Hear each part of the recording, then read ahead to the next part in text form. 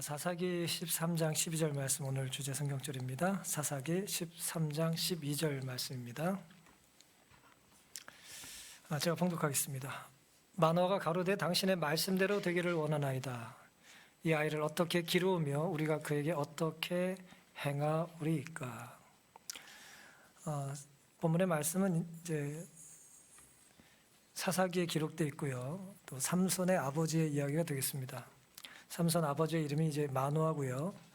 삼손의 어머니에는 이름이 기록되어 있지는 않습니다. 하나님의 사자, 하나님께서 천사를 통해서 이제 마노아의 아내에게 귀한 아들을 이제 이스라엘을 구원할 아들로 주시겠다 약속을 하셨습니다. 그런데 그 이야기를 이제 마노아가 아내를 통해서 이제 전해 듣습니다. 하나님께서 우리 가정에 오셨는데 가장이 없을 때 오신 거예요. 그리고 아내를 통해서 이제 하나님께서 우리 가정에 귀한 소망을 이제 약속하셨다는 이야기를 들은 것입니다. 여러분이 가장이라면 기분이 어떠시겠습니까? 꼭 보고 싶은데 내가 없을 때 오시는 거예요. 예수님의 제자 누가 생각나요? 도마 생각나시죠? 꼭 내가 없을 때 오셔가지고 이제 속상하게 된 것이죠. 그래서 마노아가 이제 어쨌든 아내 이야기를 듣고 하나님의 사자의 약속을 믿고 간절히 기다렸습니다. 그리고 이제 다시 하나님께서 또 사자를 보내주셨는데 이번에도 아내에게 보내주셨어요. 그래서 아내가 이제 이번엔 즉각 남편에게 와서 지금 그 사자가 나에게 왔다 이런 얘기를 들려주더라라고 하는 이야기를 전했습니다. 그 이야기를 들은 마노아가 이제 그 사자를 만나러 가서 질문한 내용이 오늘 주제 성경절입니다. 당신의 말씀대로 되기를 원하나이다 라고 말한 것이죠.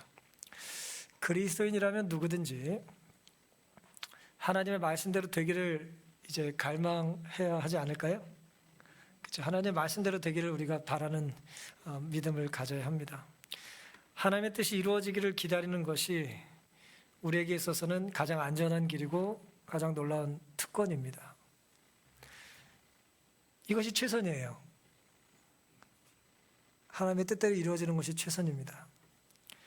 그리고 이것이 우리의 모든 삶에 답 없는 답답한 삶의 유일한 정답입니다. 이것 외에 안전한 것은 없어요. 안전하다는 얘기는 우리의 생명을 맡길 만한 안전한 것은 없다는 거예요. 오늘은 말씀대로 되기를 원하나이다 라고 하는 본문을 기초로 또 본문을 제목으로 함께 은혜를 나누겠습니다. 이 말씀을 이제 삼손의 아버지 마노아가 여호와의 사자에게 했던 상황은 사사기 13장 1절과 2절에 의하면 이스라엘 자손이 다시 여호와의 목전에 뭐를 행했다 그랬어요? 악을 행하였으므로 그랬습니다. 여호와께서 그들을 40년 동안 블레셋 사람의 손에 붙이시니라.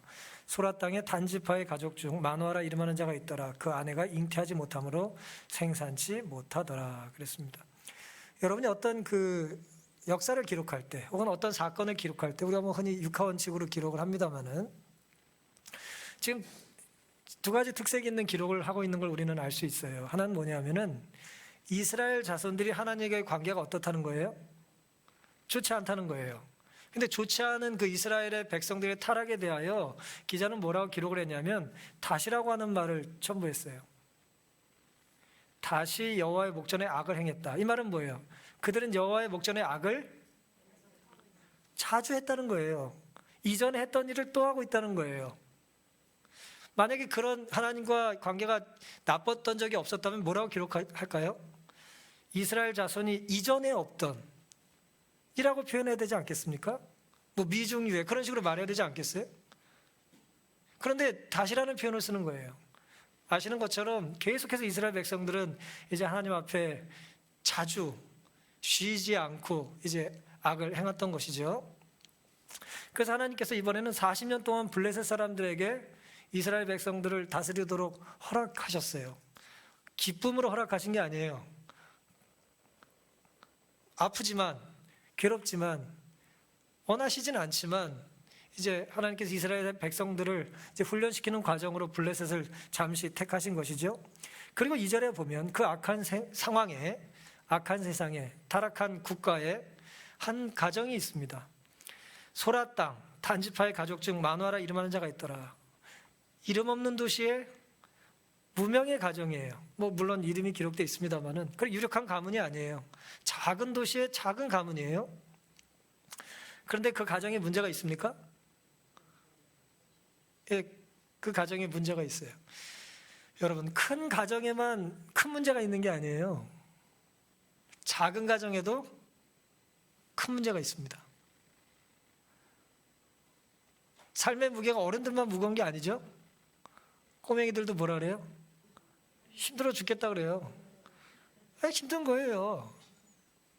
지치는 거예요. 악이 충만한 세상에도 놀랍게도 이 사사기 13장의 기록은 그럼에도 불구하고 의인의 가정이 있다는 걸 우리에게 보여주는 거예요. 대세는 악이지만 소수의 의인이 있다는 것입니다. 큰 사람들은 하나님을 대적했지만 작은 사람들은 하나님을 기억하고 있다는 거예요. 다시 여호와의 목전에 악을 행했던 많은 무리들과 달리 하나님께서는 한 가정의 신실함을 주목하고 있다는 것입니다. 우리는 우리의 삶을 누군가 기록할 때 다시 어떻더라라고 할 때 그 뒤에 서술되는 내용들은 어떤 것이 기록되어질까요? 다시 예배하기 시작하더라라는 말을 우리가 들어야 할까요? 다시 예배를 멈추더라라는 말을 들어야 할까요? 다시 찬양하더라라는 말을 들어야 할까요? 다시 찬양을 멈추더라라는 말을 들어야 될까요? 우리가 즐겨 다시 행하는 것이 우리의 영적인 삶을 보여주는 것입니다. 모두가 악을 행하던 시절 소라 땅 단지파 마노아의 아내가 잉태하지 못했어요. 성경은 온 나라의 배도를 서술할 때에 이름 없는 동네 평범한 가정의 문제를 함께 기록합니다. 하나님은 그런 작은 가정의 문제를 주목하고 계실까요? 주목하실까요? 주목하고 계시는 것입니다. 블레셋에게 40년 동안 속박당하는 고통을 겪는 객관적인 역사의 사실 속에서 악이 없는 한 가정의 고통을 하나님은 중요하게 여기세요.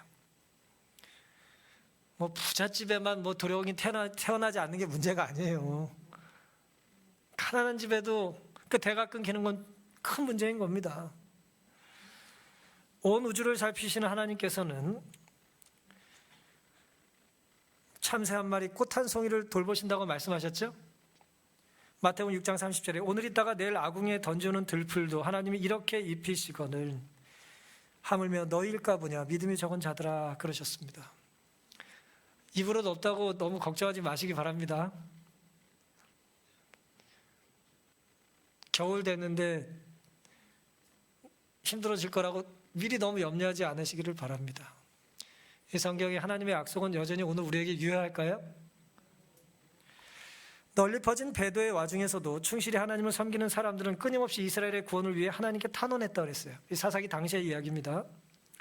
블레셋 평야가 내려다 보이는 산지 변경에 소라라는 작은 마을이 있었다.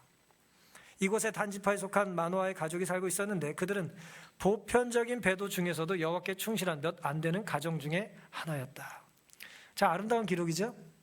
보편적인 배도 속에 악을 행하지 않는 충실한 몇 명 되지 않는 가정 중에 하나가 우리가 될 수 있기를 바랍니다. 많은 사람들이 하나님의 이름을 욕돌릴 때 충실한, 작지만 충실한 믿음의 교회가 우리가 될 수 있기를 간절히 바랍니다. 사랑하는 성도 여러분, 세상이 어떻게 흘러가든 하나님의 백성들은 그 세상의 시류를 쫓지 말아야죠. 아무리 많은 사람들이 불신과 불신앙을 당연하게 여겨도, 세상이 당연하게 여기는 많은 것들이 있다 할지라도 우리는 끝까지 하나님께서 당연하게 여기시는 것에 충실할 수 있기를 간절히 바랍니다. 아무리 많은 사람들이 정말 시간이 지나면 결국 잊혀질 존재들 때문에 하나님을 떠난다 할지라도 우리는 진리를 외면하지 않게 되기를 바랍니다. 오늘 나는 어디에 속해 사는지 말씀에 비춰볼 수 있는 우리가 되기를 간절히 바랍니다. 오늘 이 말씀은 오늘 우리에게 또다시 두 번째 교훈을 주는데요. 악이 충만한 세상에도 의인이 있다고 그랬죠. 근데 그 의인의 삶의 특징을 성경은 이렇게 기록합니다. 3절부터 6절인데요. 여호와의 사자가 그 여인에게 나타나시고 마노아의 아내에게 나타난 겁니다. 그에게 이르시되 보라 내가 본래 잉태하지 못함으로 생산치 못하였으나 이제 잉태하여 아들을 낳으리니 그러므로 너는 삼가서 포도주와 독주를 마시지 말지며 무릇 부정한 것을 먹지 말지니라. 보라 내가 잉태하여 아들을 낳으리니 그 머리에 뭐 하지 말라고요? 삭도를 대지 말라. 머리 자르지 말라는 거죠. 이 아이는 태에서 나옴으로부터 하나님께 바치운 나시림이 됨이라. 나시린, 날 때부터 구별되거나 중간에 구별해서 특별한 기간, 삼손은 좀 예입니다만 특별한 기간을 작정하고 이제 하나님과 특별한 서원을 맺는 것을 말합니다. 그가 블레셋 사람의 손에서 이스라엘을 구원하기 시작하리라. 6절 이에 그 여인이 가서 그 남편에게 고하여 가로되 하나님의 사람이 내게 임하였는데 그 용모가 하나님의 사자의 용모 같아서 심히 두려움으로 어디서부터 온 것을 내가 묻지 못하였고 그도 자기 이름을 내게 이르지 아니하였으며 그가 내게 이르기를 보라 네가 잉태하여 아들을 낳으리니 포도주와 독주를 마시지 말며 무릇 부정한 것을 먹지 말라. 이 아이는 태에서 나옴으로부터 죽을 때까지 하나님께 바치운 나시린이 됨이라 하더이다. 남편에게 그대로 아내가 가서 전달하죠. 그렇죠? 아내에게 그대로 전달합니다. 온 세상이 하늘과 단절된 시절이었지만 하나님께서 즐겨 방문하기를 기뻐하는 가정이 있었나요? 가정이 있었어요. 예수님이 공생애 하시던 중에 예수님께서 나사로의 집에 즐겨 가셨다 그러셨어요. 마리아와 마르다와 더불어 즐겨 교제하셨다 그랬습니다. 피곤할 때 즐겨 쉬셨다 그랬어요. 그 가정에서. 마찬가지로 악이 충만했던 그 사사시대에 하나님께서는 마노아의 가정에 직접 다가가시고 소통하기를 기뻐하셨습니다. 그리고 하나님과 즐겨 소통하는 이제 가정은 또 그런 아내는 그런 배우자는 남편과도 사이가 좋았어요. 하나님과만 사이가 좋고 사람과 사이가 안 좋을 수도 있죠. 그럴 때가 있어요. 하지만 이 가정은 그렇지 않았습니다. 아내가 하나님께 충성스럽게 좋은 관계를 맺었고 또 부부 사이도 좋았어요. 그대로 가서 전달해 주는 걸 보면 알 수가 있습니다. 여호와의 사자가 마노아의 아내를 찾아가 아들을 잉태할 것이라고 알려주었고 먹지 말아야 될 것을 다 나열해 주셨습니다. 부정한 것이 뭔지 그들은 알고 있었기 때문에 유대인들은 이제 술을 먹지 말고 한마디로 이제 부정한 것을 입에 대지 말라고 했습니다. 그리고 태어날 아이에게 머리를 자르면 안 된다는 것이죠. 그 이야기를 누구에게 들었어요? 남편이? 하나님의 사자에게 직접 들은 게 아니라 아내를 통해 들었어요. 여러분 아내를 통해서 듣는 말을 즐겨 무시하시면 안 됩니다. 가볍게 여기시면 안 돼요. 하나님의 음성을 대변할 때가 참 많이 있어요. 물론 아내만 그러진 않죠. 또 남편이 하나님의 음성을 대변할 때도 있어요. 그때 아내냐 남편이냐가 아니라 하나님과 즐겨 교통하는 사람에게 하나님께서 역사하신단 말이에요. 그런데 놀랍게도 마노아가 아내 이야기를 듣고 어떻게 반응합니까? 이게 정말 중요해요. 이렇게 반응합니다. 8절 마노아가 여호와께 기도하여 가로되 주여 구하옵나니 주의 보내셨던 하나님의 사람을 우리에게 다시 임하게 하사 그로 우리가 그 낳을 아들에게 어떻게 행할 것을 우리에게 가르치게 하소서. 하나님이 마노아의 목소리를 들으시니라. 여인이 밭에 앉았을 때에 하나님의 사자가 다시 그에게 임하셨으나 그 남편 마노아는 함께 있지 아니한지라.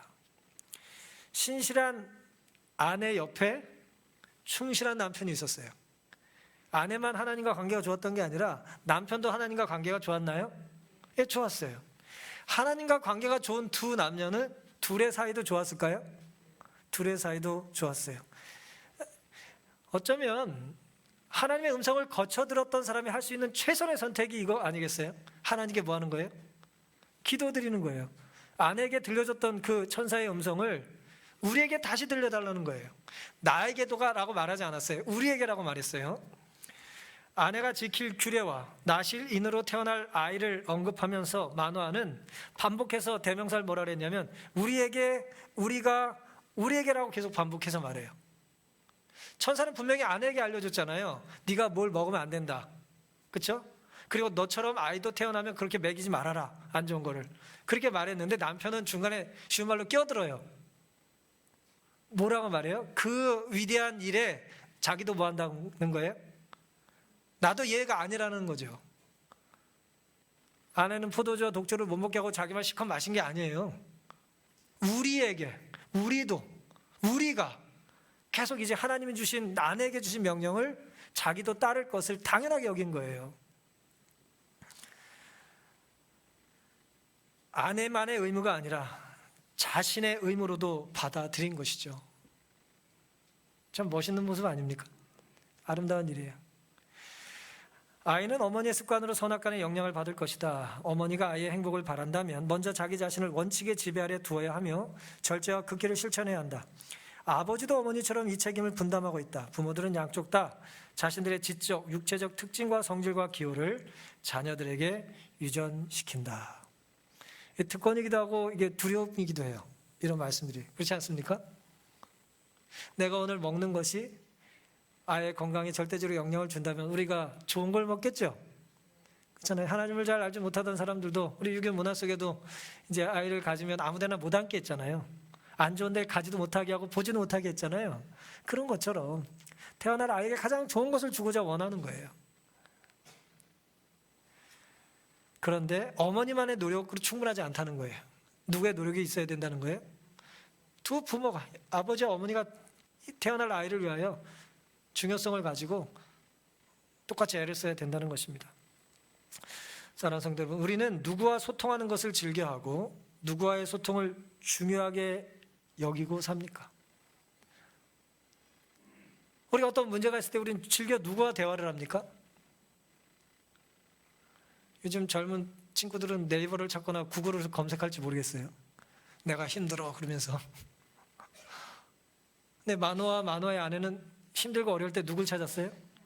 하나님과 즐겨 소통했습니다. 나의 영적 상태는 대부분 인간관계의 소통에도 깊은 영향이 있다는 것을 기억해야 합니다. 우리가 하나님과의 관계가 좋으면 사람과의 관계도 어떻게 돼요? 좋아질 겁니다.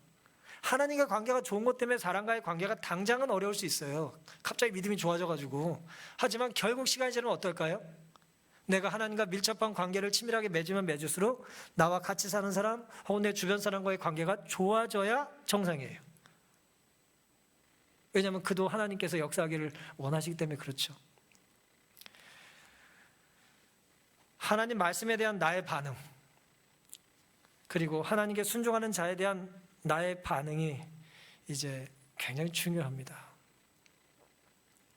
무슨 말씀이냐면 하나님께서 아내에게 역사하셨죠?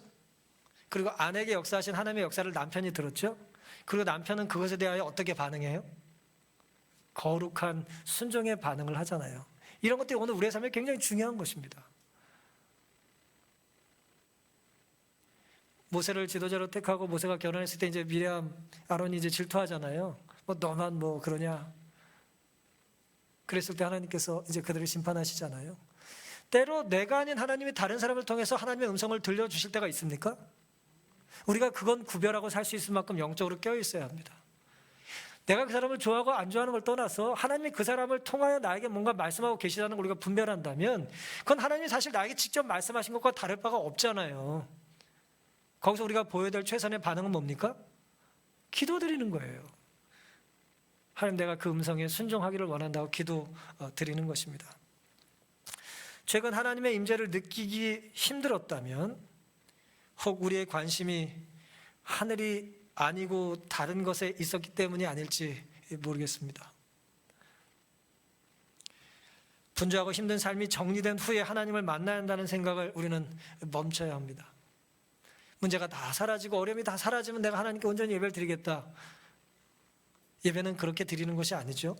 마노아 부부처럼 세상이 타락하고 블레셋의 침입을 받아 고통을 겪는 와중에 남들 다 있는 모두 없어요. 우리 집엔 아들 하나 없고 자녀 하나 없는 그 힘든 고통 속인 삶에서도 그들은 하나님을 가까이 했고 말씀을 우선하는 삶을 게을리하지 않았다는 것입니다.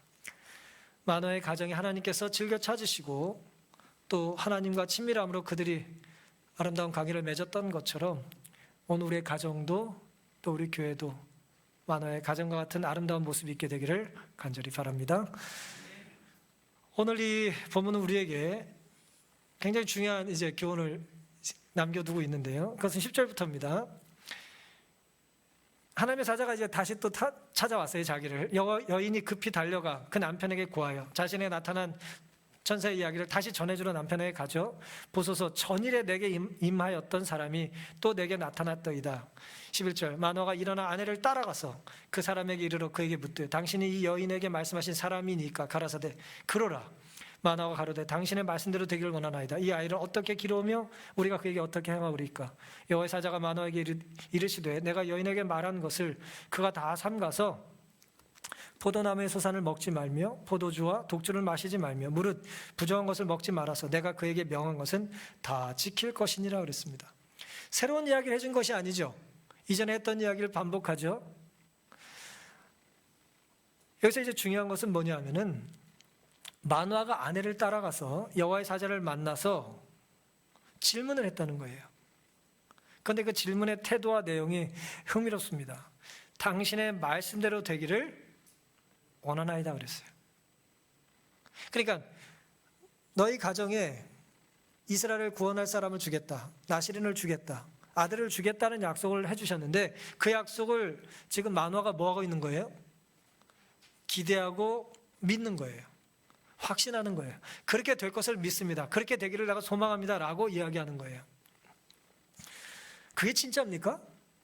그게 가능할까요? 라고 이제 회의 섞인 질문을 한 것이 아니라는 거예요. 전적으로 신뢰했다는 거예요. 마치 마리아에게, 남자를 모르는 마리아에게 이제 하나님께서 이제 사내 아이를 낳을 거라 그랬을 때 마리아가 보냈던 반응은 누가복음 1장 38절에 주의 계집종이 오니 말씀대로 내게 이루어지이다 그랬어요. 대단한 반응 아니에요? 이 일 이루어지면 안 되는데 이 일이 이루어지면 이제 어쩌지? 뭐 하나님이 이루시다면 내가 그대로 이제 따르겠다는 거예요. 말씀대로 내게 이루어지이다. 마치 그런 똑같은 반응을 마노아가 마리아처럼 했던 것입니다. 하나님께 질문을 할 때는 이 질문에 대하여 하나님께서 답을 주실 수 있다는 걸 믿어야 될까요? 믿지 말아야 될까요? 당연히 믿어야겠죠. 믿지 않고 질문하는 건 어리석은 거예요. 그건 마치 뭐와 같은 거냐면 우리가 모르는 길을 갈 때에 뭐 요즘은 이제 스마트폰이 있으니까 그렇지는 않습니다만은 예전에 우리가 길을 잘 모를 때 어떻게 합니까? 낯선 곳에 가면 지나가는 사람에게 묻죠. 믿음이 엄청 좋아요. 알지도 못하는 사람한테 잘 물어요. 그리고 뭐라고 물어요? 내가 어디 갈 건데 어디로 가면 되냐고 물어요. 그 사람이 알지 말지 우리가 알아요, 몰라요? 모르지만 알 거라고 믿어요. 알 거라고 전제를 하는 거예요. 그러니까 내가 뭔 질문을 할 때는 저 사람이 이 답을 알 거라고 하는 기대가 있죠. 길을 물을 때도 그런데 우리 인생의 문제와 삶의 고민을 앞두고 우리는 누구에게 물어야겠습니까?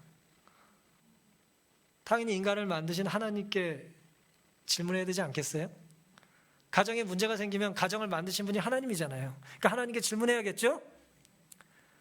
자녀를 하나님께서 우리에게 맡기셨으니 자녀를 양육하는 데 있어서 우리 기도를 하나님께 드려야겠죠? 아멘 소리가 엄청 작네요. 하나님께 질문을 드려야 돼요. 하나님이 허락하신 일은 하나님께 질문을 해야 합니다.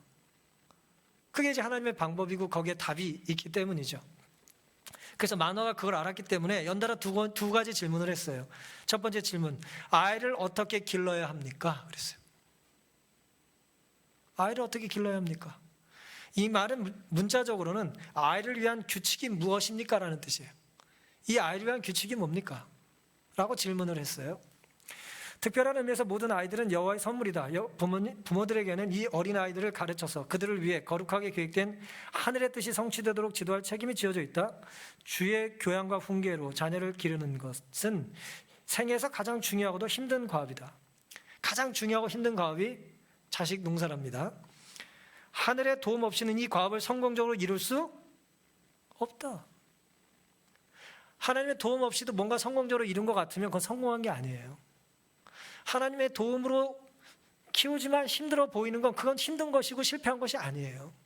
왜냐하면 성경에 분명히 나와 있잖아요. 하나님의 도우시면 성공할 수 있다는 거고 하나님의 도우심 없으면 성공할 수 없다는 거예요. 부모는 여호와에게 지도해 주기를 요청해야 하며 마노아처럼 그렇게 할 때 자녀를 어떻게 기를지 알게 될 것이다 그랬어요. 이게 이제 마노아의 질문입니다. 이 아이의 규범이 뭡니까? 물론 나시린의 규칙을 다 알려줬지만 마노아가 이제 질문을 한 거죠. 두 번째 질문이 중요한데 그것은 아이를 위한 규범 다음에 우리가 그에게 어떻게 행하오리까라고 번역을 했어요. 근데 이 말씀의 사실 문자적인 뜻은 그의 과업은 무엇입니까? 라는 질문이에요. 그러니까 첫 번째 질문은 내 일은 뭐고, 두 번째는 우리 아이의 일은 뭡니까? 그런 질문이에요. 우리 아이는 어떤 소명을 따라 어떤 사명을 성취하며 살아야 하는지를 질문한 것입니다. 근데 아이를 하나님께서 나실인으로 구별하라고 하셨잖아요. 구별된 삶을 살면서 전적으로 하나님께 헌신하는 삶을 살아야 된다는 걸 그가 알고 들었지만 이제 되묻는 거죠. 만약에 태어날 아들이 하나님의 말씀에 순종하여 살면 이스라엘을 구원하는 귀한 열매를 거둘 수 있겠죠. 그게 이제 하나님의 계획이었던 것입니다. 마노아는 결국은 하나님의 뜻대로 이루어질 것을 믿고 그것을 소망하고 기도를 했습니다. 그리고 그 답을 하나님만 줄 수 있다는 걸 그는 믿었어요. 그리고 하나님께서 하나님의 일을 하시는 데 있어서 놀랍게도 우리가 할 일이 있습니까? 우리 할 일이 있다는 거예요. 마노아는 그걸 알았던 거예요. 하나님의 뜻대로 이루어지길 원하고 하나님의 말씀대로 이루어질 것을 내가 믿지만 그 일에 있어서 믿기 때문에 내가 해야 될 일이 뭐냐 이거예요. 믿기 때문에 우리 아이가 해야 될 일은 뭐냐는 거예요. 그러니까 그 두 가지 질문을 했던 것입니다. 하지만 안타깝게도 마노아, 아버지의 말씀에 대한 기대, 말씀에 대한 순종과 달리 아들 삼손은 어떻게 살았습니까? 아들 삼손은 그렇게 살질 못했어요. 마노아는 말씀대로 되기를 원했지만 삼손은 자기의 감정대로 살기를 원했어요. 기분 따라 살기를 원했습니다. 사사기 14장 1절부터 보시면 삼손이 딥나에 내려가서 거기서 블레셋 딸 중 한 여자를 보고 도로 올라와 자기 부모에게 말하여 가로되 내가 딥나에서 블레셋 사람의 딸 중 한 여자를 보았사오니 이제 그를 취하여 내 아내를 삼게 하소서. 부모와 그에게 이르되 네 형제들의 딸 중에나 내 백성 중에 어찌 여자가 없어서 내가 할례받지 아니한 블레셋 사람에게 가서 아내를 취하려 하느냐. 삼손이 아비에게 이르되 내가 그 여자를 뭐예요?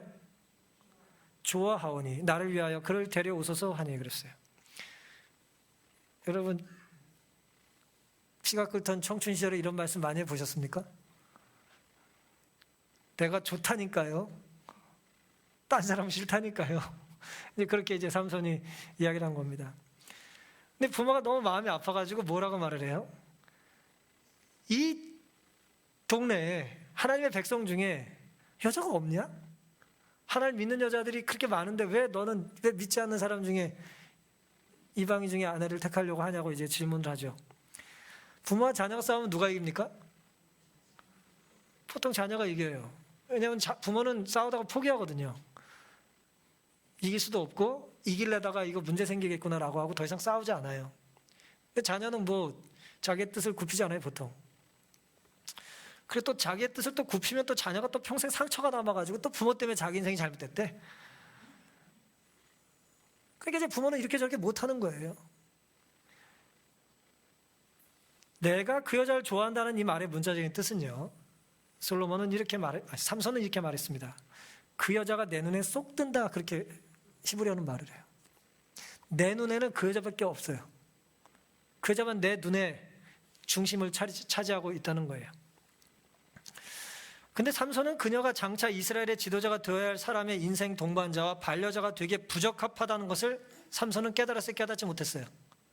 깨닫지 못했어요. 하나님이 나에게 주신 나실인으로서의 어떤 사역을 감당하는 데 있어서 내가 택할 배우자가 이 사역을 행하는 데 있어서 적합하지 않다는 것을 구분을 못했어요. 분별을 못했어요. 그래서 결국 그걸 고집을 합니다.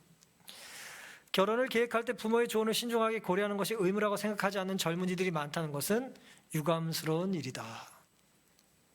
하나님은 사람들에게 옳은 길을 따르라고 간청하지만, 이게 중요합니다. 하나님은 사람들에게 옳은 길을 따르라고 간청하지만 정반대로 길을 선택하더라도 막지는 않는다. 간청하지만 강제하지 않으세요. 막아주시면 좋겠습니까? 내가 옳지 않은 길을 갈 때 하나님이 막아주시면 좋겠어요? 막으면 또 난리 나요. 내 자유를 뺏지 말라고.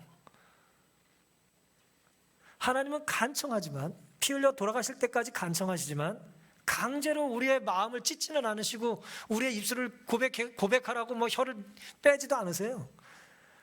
여러분 지금 앉으셔서 예배드리시고 필요하면 웃으시고 또 감동 있으면 아멘도 하시고 고개도 끄덕이시는데 온우주의 모든 에너지를 다 가지고도 하나님도 여러분의 마음속에 강제로 감동을 주실 수 없다 이거예요. 감동을 억지로 주지 않으신다니까요. 나는 아멘하고 싶지 않은데 아멘 소리가 안 나온다니까요. 하나님 그렇게 안 하세요. 하나님 자존심이 있으신 분인데 뭘 억지로 아멘을 하게 하십니까? 예? 예배를 억지로 받지 않으세요. 억지로 예배 받으면 그게 우상숭배예요. 내 마음에 온전히 감동하지 않지만 억지로 드리는 예배가 참된 예배가 될 수가 없지 않아요? 각 사람을 향한 하나님의 섭리는 개인의 자유의지, 즉 선택할 자유를 강제하지 않으십니다. 만일 삼손이 마노아처럼 배우자를 택하는 일에 무릎을 꿇었다면 결과가 좋았을까요? 삼손의 인생에 여자가 3명 등장해요. 뭐 더 많았겠지만 성경은 3명을 등장합니다. 아내가 나오고 아내는 나중에 죽죠. 두 번째는 이제 기생을 찾아가고 세 번째는 이제 드릴라를 만납니다. 세 여자 사이에서 삼손이 이제 안타까운 이제 삶을 사는 것을 우리는 보게 되죠. 아마 좋아하는 여자를 앞두고 아버지처럼 이렇게 기도를 했던 것 같진 않아요. 말씀대로 이루어지길 원합니다라고 기도를 했으면 좋았을 텐데 삼손은 내가 좋아하오니 내 감정대로 이루어지기를 원했던 것입니다. 여러분 우리도 바라는 게 있죠. 우리 각자가. 근데 좀 멈출 필요가 있어요. 내 바람대로 되면 잘못될 수 있는 건 아닌가라는 두려움이 있어야 돼요. 내가 원하는 대로 살면 이거 문제 아닌가? 라는 두려움이 있어야 하는 것입니다. 주의 말씀대로 되기를 원한다는 마노아의 고백이 우리의 고백이 되기를 바랍니다. 사랑하지 않아서 문제가 발생하기도 하지만 안타까운 건 뭐냐면 사랑하지 말아야 될 대상을 사랑해서 문제가 되는 경우도 있나요? 많습니다. 그런 사랑은 사랑할수록 불행하는 거죠. 이 삼손의 선택이 그랬어요. 사랑할수록 불행해진 거예요. 그러니 누굴 사랑할지 선택을 잘해야 될까요? 잘해야 됩니다. 정말 선택이 굉장히 중요한 거예요. 교회도 잘 선택하셔야 되고 또 배우자도 잘 선택하셔야 되고 자녀를 교육하고 양육하는 것도 잘 선택하셔야 합니다. 그리고 그 선택이 두렵고 힘들지만 하나님의 뜻이라면 하나님의 뜻대로 가시면 돼요. 힘들어도. 하지만 하나님 뜻이 아니라면 멈춰서 생각해 볼 필요가 있습니다. 하나님 뜻대로 내가 선택하지 않았는데 이 발생한 문제를 이제라도 하나님 저를 선한 길로 인도해 달라고 기도할 필요가 있겠죠. 오늘 우리의 모습 속에 하나님의 말씀대로 되기를 원하는 아름다운 갈망이 있게 되기를 바랍니다. 연암 박지원이라고 하는 이제 문필가가 있죠. 이분이 이제 남긴 수필 중에 이제 좋은 글이 있어서 잠깐 좀 이야기해드리겠습니다.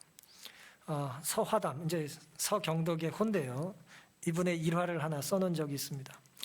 이 서경덕이 이제 어느 날 이제 출탈했다가 길을 잃고 길가에서 울고 있는 한 젊은이를 만났대요. 지나가고 있는데 웬 젊은이가 막 엉엉 울고 있는 거예요. 너는 어찌하여 울고 있냐고 이제 서경덕 선생이 물었습니다. 그랬더니 이 사람이 흥미로운 얘기를 하는 거예요. 저는 5살 때 눈이 멀어서 지금 20년이나 앞을 보지 못하고 살았다는 거예요. 그러니까 25살짜리 젊은이가 엉엉 울고 있는 거예요, 지금. 5살 때 눈이 멀고.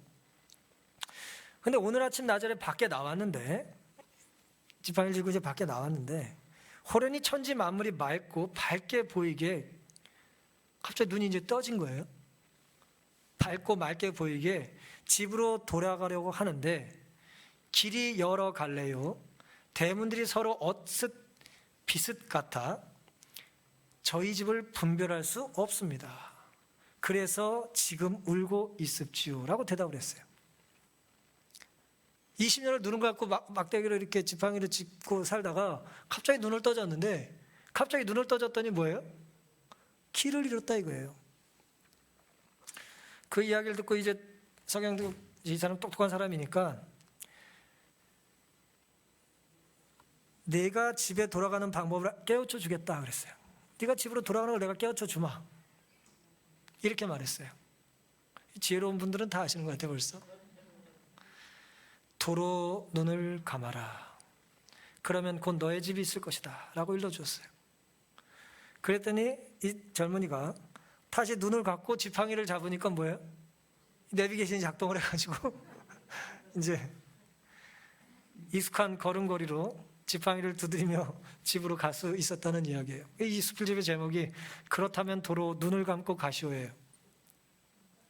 제가 이 이야기를 해드리는 이유는 우리 역시 지금까지 살아온 날만큼 우리 손에 삶에 길든 지팡이가 있을까요? 있습니다. 그리고 우리는 그 익숙한 걸음을 지금까지 걸어온 거예요. 문제는 마노아의 지팡이는 점점 하늘로 향하는 데 반해서 삼손의 지팡이는 점점 하늘을 등지고 살았다는 거예요. 모두가 자기가 서로 익숙한 것을 취해 사는 것입니다. 어떤 우정은 하늘을 약속하지만 어떤 우정은 하늘을 부정하게 하는 것입니다. 그리스도인의 본분은 그리스도를 따라 하늘 가는 길에서 벗어나지 않는 것이죠. 그러니 내 삶에서 가장 익숙한 것이 무엇인가를 우리는 깊이 살펴야 하지 않겠습니까? 만약 내가 말씀과 기도를 첫째로 삼지 않는다면 반드시 감정이 이끄는 대로 살게 될 것입니다. 말씀보다 감정이 더 익숙하면 그렇게 된다는 거예요. 어떤 상황이라도 말씀대로 되기를 원한다는 마노아의 믿음이 우리의 믿음이 되어야 우리는 안전한 것입니다. 사방이 막힐 때 어디는 열려 있습니까? 우리는 하늘이 열려 있다고 말하죠. 하지만 이것이 우리의 머릿속에만 그냥 이론적으로만 있는 신앙과 지식이 아니라 우리의 익숙한 삶에 체득화된 신앙의 체험이 될 수 있기를 간절히 바랍니다. 우리의 눈이 오늘도 이 답답한 상황 속에서 두려운 현실 속에서 하늘을 향하는 데 익숙해질 수 있기를 바라면서 오늘 말씀을 마치겠습니다.